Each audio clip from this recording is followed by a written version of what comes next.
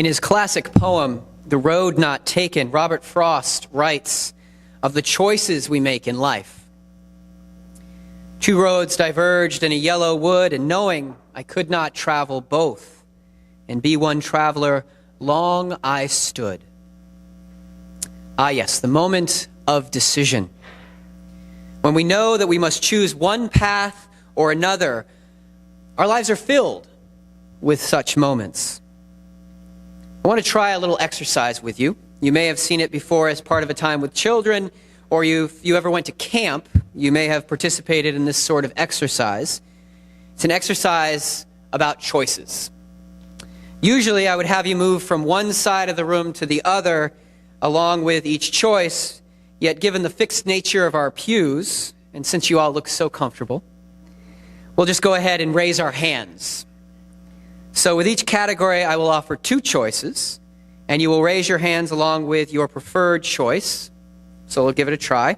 And for the sake of this exercise, we are working with dichotomous choices, so there is no option C available.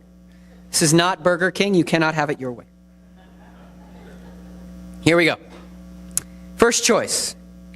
Are you a morning person or are you a night owl? Morning person.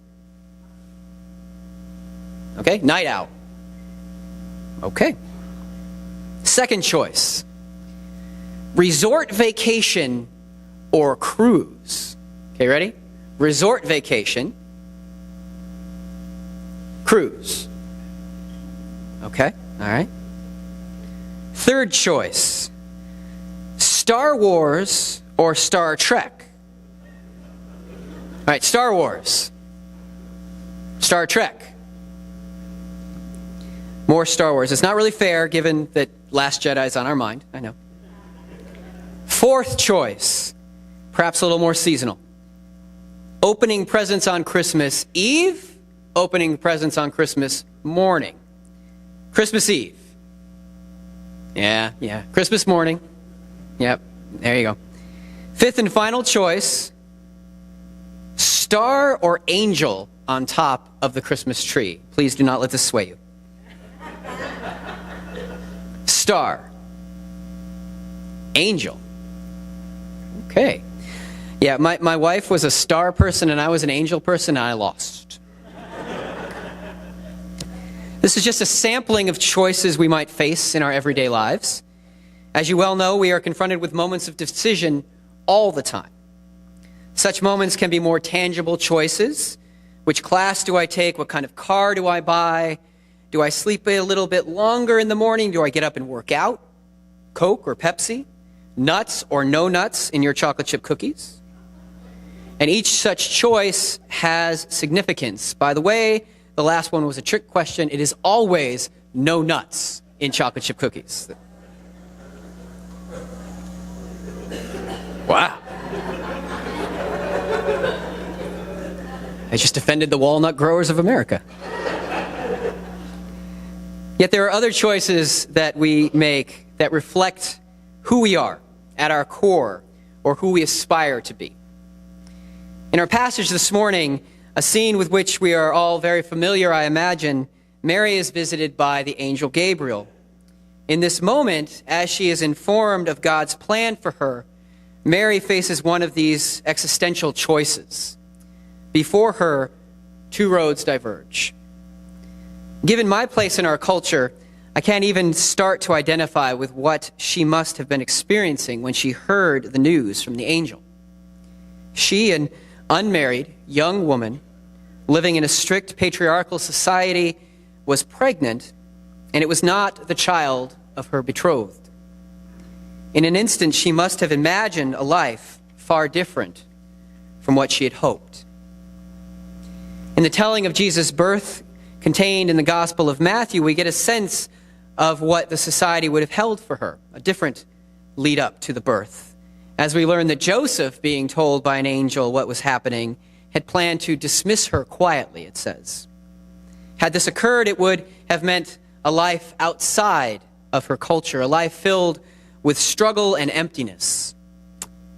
This had to have crossed her mind. And yet, in the face of that potential future, in the face of the emptiness that might lay ahead, Mary took a great leap of faith, choosing to embrace God's invitation with the simple words, "Here am I, the servant of the Lord. Let it be with me according to your word." It is a substantial moment as Mary chooses to believe the words spoken by the angel, "For nothing will be impossible with God." And in the face of potential emptiness, Mary demonstrates great courage and finds love, the love of God embodied in that miraculous child. Embedded in this moment is really the foundational promise of our faith. For my friends, we make 1,000 choices every day, some quite insignificant and others incredibly substantial.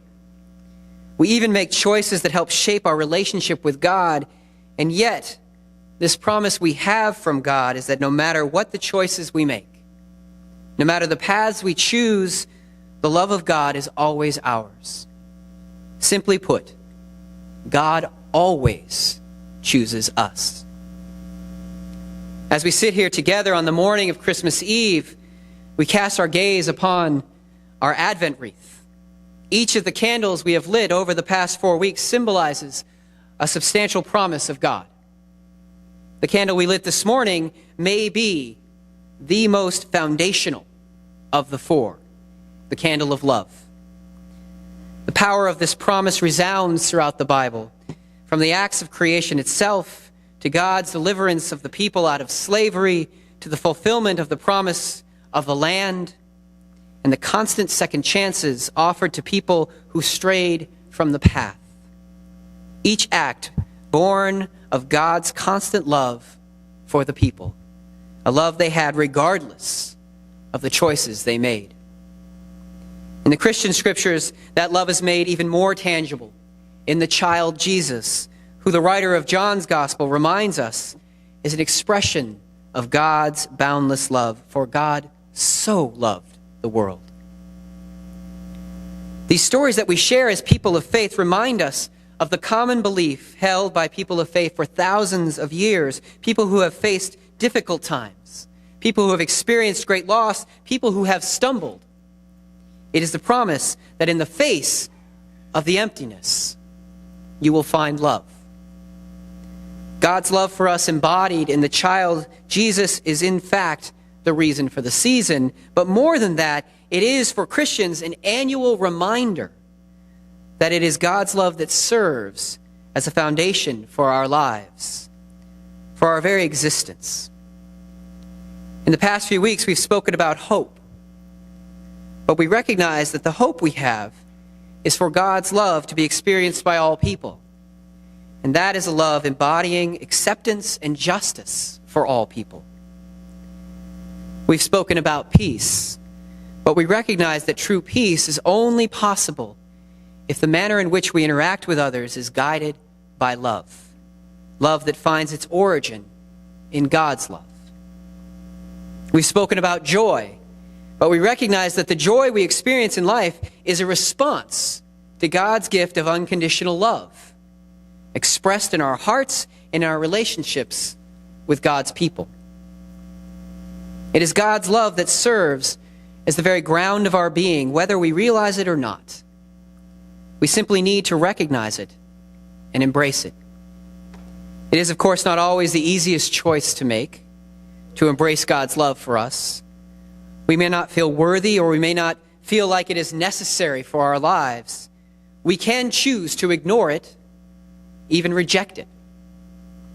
And as I said earlier, regardless of the choices we make, to hoard or to share, to believe or to doubt, to embrace or reject, fullness or emptiness, no matter who we are and what choices we make, God always chooses us. Amen.